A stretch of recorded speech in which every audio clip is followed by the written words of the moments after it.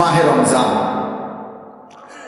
আমাদের সামনে রমজান আর মাত্র 18-19 দিন, 10 তারিখ আজকে চলে গেছে। তাহলে পহেলা মার্চ যদি রমজান হয় 18 দিন, 2 মার্চ যদি রমজান হয় 19 দিন। এই 18 থেকে 19 দিন আমাদের সামনে বাকি মাহে রমজান।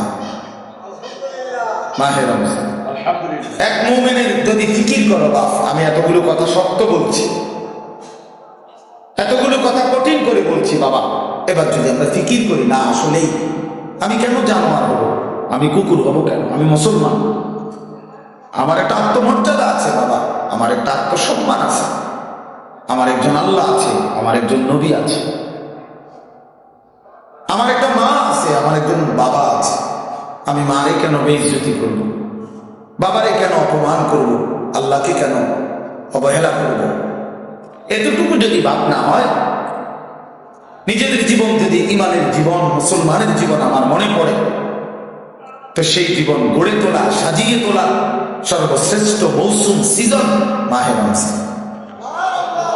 রমজান মানে ভিন্ন মাস, রমজান মানে আলাদা মাস, রমজান মানে আখিরাতের মাস, রমজান মাসে প্রস্তুতির মাস, রমজান মানে মেহনতের মাস, রমজান মানে আল্লাহর মাঝে নিজেকে হারিয়ে ফেলার মাস। এটাই মাহে রমজান। আর যারা ইমানদার ভাইয়া, যাদের কবর আখিরাত মনে আছে, যারা পরকালকে বিশ্বাস করে, দিবানিশি জাহান্নামের ভয়ে যারা কাঁদে, যারা জান্নাতের আশা করে, খোদার কসম তাদের কাছে রমজান সর্বশ্রেষ্ঠ মাস। সারা বছর আমরা কিতাবে পড়ছি আল্লাহর প্রিয় বান্দারা, আল্লাহর নেক বান্দারা সারা বছর দিলে দিলে অপেক্ষা করতেন, আল্লাহ আরেকটা রমজান হায়াত দেন, আরেকটা রমজান হায়াত দেন, আরেকটা রমজান, আরেকবার সবে কদর পেতে চাই, আরেকবার ইতিকাফ করতে চাই, আরেকবার মাওলা তারাবি পড়তে চাই, আরেকবার 70 গুণ নেকি সব কিছুতে আমি অর্জন করতে চাই, আমার আরেকবার সুযোগ দেন। আমার আখিরাত লম্বা মাওলা, আমার পরকাল লম্বা, অতএব আমাকে আরেকটু সুযোগ দেন। এই জন্য রমজান মাস এটা বড় মোবারক মাস, এটা দামি মাস মুমিনের কাছে। সবার কাছে একরকম না, সবার কাছে একরকম না বাবা, যার কাছে যেমন কদর করে তেমন। আমার একজন উস্তাদ আছেন হযরত মাওলানা মুফতি মুস্তফা মাহমুদি, কুমিল্লা বাগমারা লালমাই এলাকার অনেক বড় আল্লাহওয়ালা হুজুর, আমার উস্তাদ। এই হুজুরে আমরা ছাত্র জীবনে দেখতাম, হুজুরে কইতো আল্লাহ কেমন, যার মনে যেমন, যার মনে, যার মনে যেমন, যে ধীরে ধীরে যেমন ভাবে আল্লাহ তাআলা তার আচরণও তার সাথে করে। আমি আনা ইনদা যান্নি আবদি বি, আল্লাহ নিজে বলেন হাদিসে কুদসিতে, আমি আমার বান্দার ধারণা অনুপাতেই তার সাথে আচরণ করি। আমার বান্দা আগেই কয়, আগেই বলে না সুদে না লইলে, কিস্তি না লইলে, আমার বান্দা নিজেই বলে না কেমনে সংসার চলবো, আল্লাহ বলে আমিও তারে এমনই বানায় রাখি, কারণ তুই তো আমার উপরে কোনো আস্থাই রাখো নাই, তুমি আস্থা রাখছো সুদের উপরে, কিস্তির উপরে, তো তুমি যেমন আমার আচরণ তেমন, আমার আচরণ সব ব্যাপারে বান্দা আল্লাহ তাআলার ব্যাপারে ধারণা রাখে যেমন, আল্লাহ তাআলাও তার সাথে আচরণ করে তেমন। তো এই জন্য বললাম মাহে রমজান আমাদের জীবনের সর্বশ্রেষ্ঠ মুমিনের কাছে গুরুত্বপূর্ণ মাস। ইমানদারের হৃদয় এটা, ইমানদারের কলিজা এটা, ইমানদারের অপেক্ষা এটা। আমাদের প্রিয় নবী সাল্লাল্লাহু আলাইহি ওয়াসাল্লাম একটানা 2 মাস লাগাতার আল্লাহর কাছে রমজান ভিক্ষা চাইতেন। 2টা মাস, আল্লাহুম্মা বারিক লানা ফি রাজাব ওয়া শাবান ওয়া বাল্লিগনা রমাদান। আয় আল্লাহ, এই 2টা মাসে আমারে হায়াত ভিক্ষা দেন, বরকত দেন, আমারে রমজান পর্যন্ত পৌঁছিয়ে দেন। তাইলে নবী সাল্লাল্লাহু আলাইহি সাল্লাম রজব এবং শাবান মানে রমজানের আগের 2 আরবি মাস আল্লাহর কাছে বরকত চাইতেন হায়াতের, আর রমজান পর্যন্ত পৌঁছতে চাইতেন। আচ্ছা, নবী সাল্লাল্লাহু আলাইহি সাল্লামের 11 মাসের আমল ঘাটতি ছিল কেমন? নবী সাল্লাল্লাহু আলাইহি সাল্লাম 24 ঘন্টার মধ্যে গাফিল থাকতেন কখন? নাউজুবিল্লাহ। আল্লাহকে ভুলে থাকতেন কখন? এক বুজুর্গকে জিজ্ঞাসা করছিল যে আল্লাহ নবী সাল্লাল্লাহু আলাইহি সাল্লাম তসবিহ ব্যবহার করতেন, যে আমরা যে তসবিহ গণি, তখন উনি চমৎকার উত্তর দিছে যে শোনো বাবা, তসবিহ তো ব্যবহার করে সেই যে আল্লাহকে ভুলে যায়, ফলে তসবিহ হাতে থাকলে এই তসবিহ তারে আল্লাহর কথা মনে করায় দেয়, তখন সে আবার পড়ে, আবার ভুলে যায়, আবার তসবিহ দেখলে মনে পড়ে। তো তসবিহ তো মনে করায় দেয় আল্লাহর কথা, তো যে ভুলে যায় তাকে না মনে করাবে? তো নবী সাল্লাল্লাহু আলাইহি সাল্লাম তাসবিহ পড়তেন কিনা, ব্যবহার করতেন কিনা তুমি জানতে চাইছো? আগে তো তুমি বলো, নবী সাল্লাল্লাহু আলাইহি সাল্লাম আল্লাহকে ভুলতেন কখন? তিনি আল্লাহকে ভুলতেন কখন? তিনি তো কখনোই ভুলতেন না। কানা রাসূলুল্লাহ সাল্লাল্লাহু আলাইহি ওয়াসাল্লাম ইয়াযকুরুল্লাহ ফি কুল্লি আহয়ানিহি। আম্মা জান আয়েশা রাদিয়াল্লাহু তাআলা আনহা বলেন, আল্লাহ নবী সাল্লাল্লাহু আলাইহি সাল্লাম সর্বদাই আল্লাহ তাআলার জিকির করতেন। তাইলে যিনি 11 মাস টানা আল্লাহর ইবাদতে পূর্ণ মনোযোগী থাকতেন, যিনি আল্লাহ নবী নিজে বলছেন আনা আ'লামুকুম বিল্লাহ, আমি আল্লাহকে সবচেয়ে বেশি জানি চিনি, আনা আতকাকুম, আমি হচ্ছি তোমাদের মধ্যে সবচেয়ে বেশি আল্লাহকে ভয় করি। তাহলে যার তাকওয়া বেশি, যার ইলম বেশি, যার আমল বেশি, যার 11 মাসের বন্দিগি লাগাতার, সেই তিনি এরপরেও এত নেকি এত বন্দিগি থাকার পরেও নবীজি রমজানের অপেক্ষা করতেন 2 মাস। আর আমাদের 11 মাসের হালাত কি? আমাদের হালাত কি? আমাদের নেকি কোথায়? আমাদের গুনার ভিড়ে নেকি তো খুঁজে পাওয়া যাবে না, নেকি তো খুঁজে পাওয়া যাবে না। আমাদের তো গুনায় গুনাহ, গুনায় গুনাহ, গুনায় গুনাহ, উঠতে বসতে চলতে ফিরতে নাফরমানি আমাদের বেশি। অতএব আমাদের জন্য এর চাইতে বেশি রমজানের অপেক্ষা করা উচিত, কারণ রমজান আমার গুনাহ ধুয়ে মুছে সাফ করে দিবে, রমজান আমার নেকির পাহাড় জমায় দিবে। এই জন্য দয়া করে আমরা প্রত্যেকে ইনশাআল্লাহ, এই প্রথম কথা আমার, রমজানের জন্য দিল থেকে দোয়া করবেন, বলেন ইনশাআল্লাহ। এই হলো 1 নম্বর কথা, 1 নম্বর ডিউটি। এখন থেকে আর বাকি কয়টা দিন, প্রত্যেক দিন আল্লাহর কাছে বলেন, আল্লাহ আর কয়টা দিন হায়াত ভিক্ষা দেন, আর কয়টা দিন না হায়াত দেন, রমজান না দেখাই আমারে কবরে নিয়েন না মাওলা।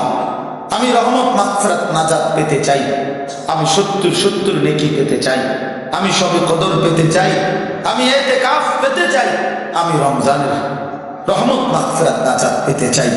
আমারে এত কাছে আইনা 17-18 দিন সামনে রাইখা আমারে কবরে নিয়েন না। এটা আমাদের প্রথম দোয়া।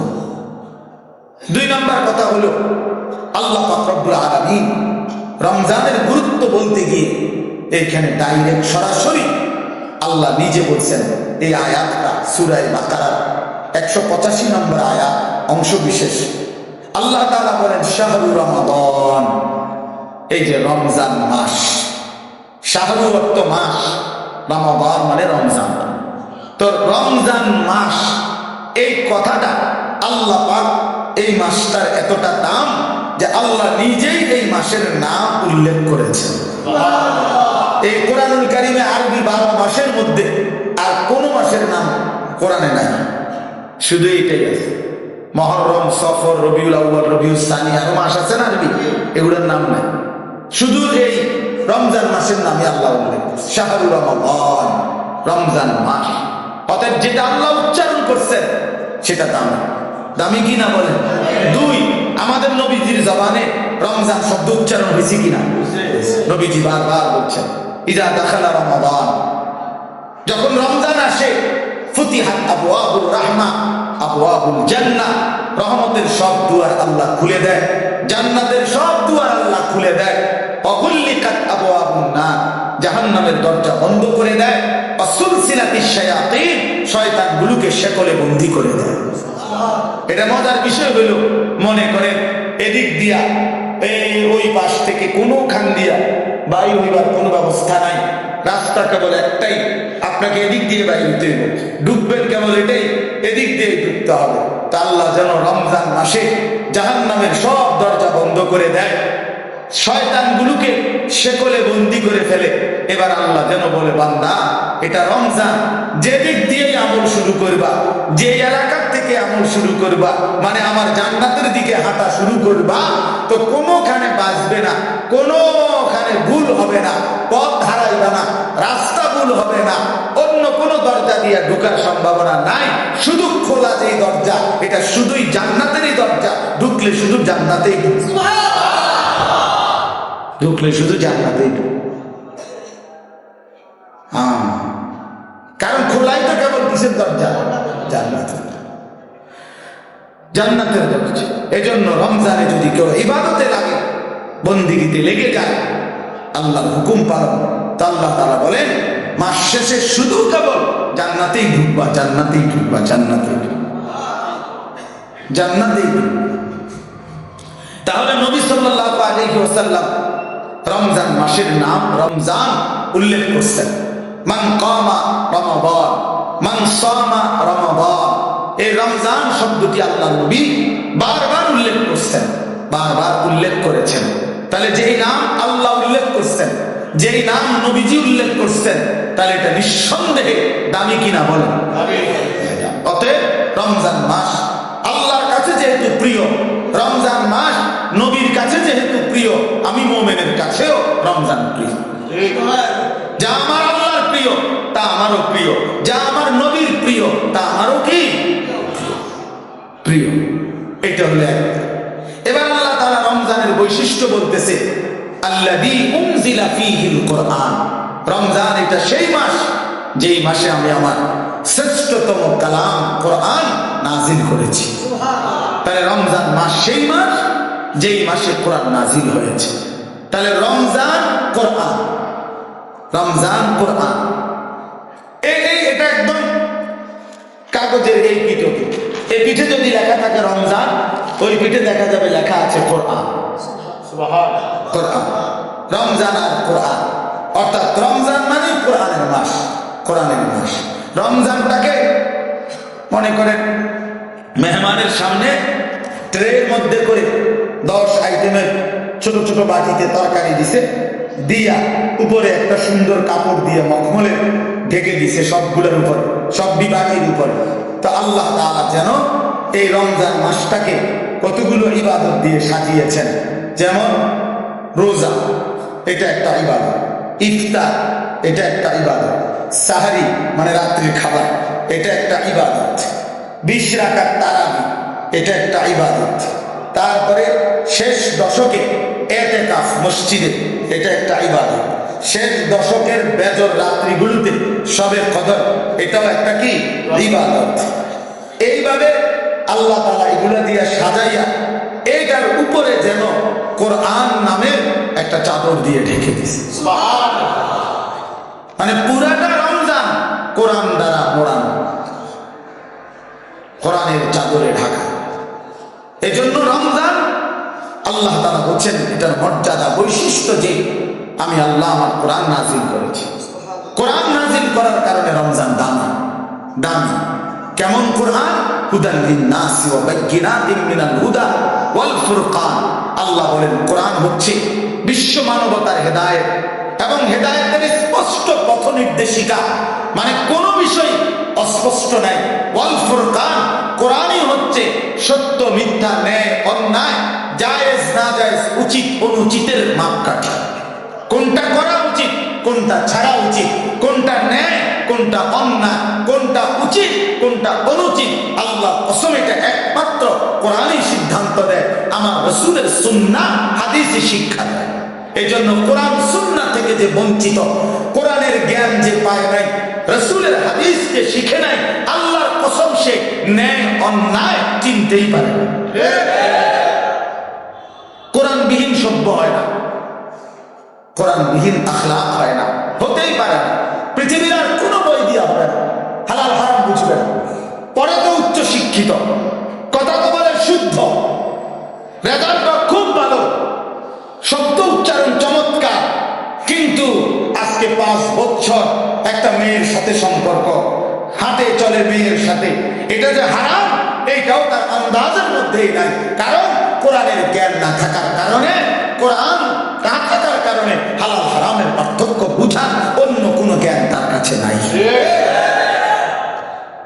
এই জন্য কোরআনই একমাত্র মানুষকে ন্যায় অন্যায় শিখায়।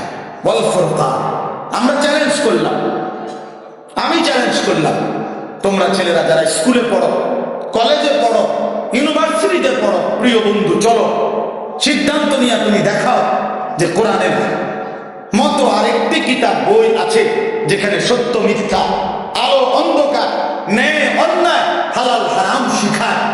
আমার জীবনের করণীয় কি, বর্জনীয় কি, আমার জীবনের উচিত কি, অনুচিত কি, আমি কি করা উচিত, আমি কি বর্জন করা উচিত, এটা শিখায় এমন কোন বই আল্লাহর জমিনে নাই কোরআনবিহীন, হাদিসবিহীন, নবীর তরিকাবিহীন নাই। এটা নাই হইতে পারে। আমরা পড়ছি জেনারেল লাইন, আমি তো কুমিল্লা ভিক্টোরিয়া কলেজ থেকে মাস্টার্স পাস করছি, জেনারেল লাইনের পুরা পড়ালেখা করছি, সায়েন্স বিজ্ঞান বিভাগ থেকে তো এসএসসি পাস করছি, বিজ্ঞান পড়ছি আমি, অতএব বলো ভাইয়া ভালো রেজাল্ট করছি আলহামদুলিল্লাহ, সব রেজাল্ট ভালো। তাই এই জন্য বললাম আল্লাহ কোরআন থেকে বঞ্চিত এই রমজানের সামনে আলোচনায় এটা আল্লাহর জন্য উল্লেখ করছে, বান্দা সর্বশ্রেষ্ঠ মাসে সর্বশ্রেষ্ঠ কিতাব কোরআন আমি নাজিল করেছি। তাই মানুষ হলো সর্বশ্রেষ্ঠ আল্লাহর সৃষ্টি, কোরআন হলো সর্বশ্রেষ্ঠ কিতাব, রমজান হলো সর্বশ্রেষ্ঠ মাস। অতএব সর্বশ্রেষ্ঠ যেই মানুষটা আল্লাহর কোরআন থেকে বঞ্চিত, খোদার কসম সুম্মা রাদাদনাহু আসফালা সাফিলিন, আল্লাহ বলে এবার আমাকে ছেড়ে দিলা, কোরআন ছেড়ে দিলা, তো আমি তোমাকে একেবারে নিকৃষ্ট থেকে নিকৃষ্ট স্থানে তোমারে পৌঁছায় দেব, নিকৃষ্ট থেকে নিকৃষ্ট। এই জন্য দয়া করে আজকে আমি একটা কথাই শেষে বলতে চাই, অনেক কিছু বলা দরকার, কিন্তু একটা প্রসঙ্গ শুধু বলতে চাই যে রমজান আমাদের সামনে। একে তো রমজানকে কদর করা উচিত, রমজানের ইবাদত আখিরাতের প্রস্তুতি নেওয়া। আর বিশেষভাবে অনুরোধ করছি আপনাদের কাছে, ছেলেদের বাবাদের, যে আল্লাহর কোরআন যাদের অশুদ্ধ, কোরআন শরীফ যারা পড়তে পারেন না, কোরআন শরীফের জ্ঞানের সাথে যাদের কোনো সম্পর্কই নাই, আপনারা আরেকবার ঘুরে দাঁড়ান, আরেকবার ঘুরে দাঁড়ান। কোরআনের মাসে কোরআনকে ইজ্জত করেন, তাহলে আল্লাহ বরকত দিবে। যার কোরআন, আপনার বয়স 90 বছর হোক আর 9 বছর হোক, ছেলেরা বাবা তোমরাও, পর্দার আড়ালের মা বোনরাও, বয়স্ক বাবারাও, আমরা প্রত্যেকেই রমজান আমাদের সামনে, সবাই সবার সুবিধা মতো ইমাম সাহেবের কাছে, কোন আলেমে দ্বীনের কাছে, কারো না কারো কাছে আল্লাহ কোরআন শিখেন, কোরআন শরীফ সহি শুদ্ধ করেন। এটা উচিত, এটা ইনসাফ বাবা, এটা ইনসাফ। কোরআনের জ্ঞান যার মধ্যে নাই, 60 বছর 30 বছরে যে আল্লাহর কোরআন দেখে দেখেও পড়তে পারে না, আহা বন্ধু, তার আফসোস ছাড়া জীবনটা আর কিছুই হইতে পারে না, আর কিছুই হইতে পারে না। ওই মানুষটা নিয়ে আসুন, চেয়ার দেন, চেয়ার, ওই চেয়ার দেব না, বসো। আলহামদুলিল্লাহ। তাইলে আল্লাহ তাআলা বলছেন হুদাল লিন-নাস, কোরআন মানুষের হেদায়েত, ওয়া বায়্যিনাতিন মিনাল হুদা, হেদায়েতের স্পষ্ট বাণী, ওয়াল ফুরকান, সত্য মিথ্যা, ন্যায় অন্যায়, হালাল হারামের পার্থক্যকারী। অতএব বন্ধু, আল্লাহ কোরআন বিহীন আলো মেলে না। আপনাদের বাবাদেরকে বলি, আপনারা যারা কোরআন থেকে সন্তানকে বঞ্চিত করছেন, তারা আপনাদের সন্তানকে আপনারা ক্ষতিগ্রস্তই করেছেন। আলো থেকে বঞ্চিত করছেন, আলো থেকে বঞ্চিত করছেন। বাকি পড়ালেখাগুলো ভালো, বাদ দিতে বলি নাই, কিন্তু এগুলো না হইলেও বাদ মিলত, এগুলো না হলেও বাদ মিলত। দুনিয়া এমনি মিলে যায়। কত মূর্খ কলম নাম দস্তখত করতে জানে না, টিপসই দেয়, টিপসই। এমন মানুষ হাজার হাজার কোটি কোটি টাকার মালিক এমন নাই? তো তে আনলো কোত্থেকে? কি এই মুরুক্ষে আনলো কোত্থেকে টাকা এগুলো? হেতেও তো দুনিয়া ভোগ করে, কথা বলে তার কি নাই? বাড়ি গাড়ি নারী ক্ষমতা প্রভাব প্রতিপত্তি সবই তো আছে। তাহলে দুনিয়া এমনি ভোগ করা যায়। যে বোবা, দেখেন যে বোবা মানুষ, বোবা বাস্তবিক অর্থেই বোবা, সেও তো দুনিয়া ভোগ করে, করে না? সেও তো ভাত খায়, মাছ খায়, পেশাব করে, ঘুমায়, তারও তো বাচ্চা কাচ্চা হয়, এতেও তো বিয়া করে। তাহলে দুনিয়া তো বোবায়ও ভোগ করে। তাহলে বোঝা গেল আল্লাহর কোরআন যেই জবান করতে পারে না, বাকি কথা এগুলো না কইলেও সে দুনিয়া ভোগ করতে পারত, দুনিয়া ভোগ করতে পারত। এই জন্য বন্ধু, দুনিয়া তো বেঈমানও ভোগ করে, দুনিয়া তো মূর্খও ভোগ করে, দুনিয়া তো বোবাও ভোগ করে, দুনিয়া তো জন্তু জানোয়ারও ভোগ করে। কিন্তু আখিরাত অনন্তকালের পরকাল, খোদার কসম, কোরআন ছাড়া, নামাজ ছাড়া, সেজদা ছাড়া, আল্লাহর হুকুম মানা ছাড়া আখিরাতের পরকালে চোখটা বন্ধ হলে কবর থেকে নিয়ে অনন্তকাল আর কোনোদিন কোন নাফরমান বেঈমান পাপী এক ঢোক আর পানিও মিলবে না, এক লোকমা খাবারও মিলবে না।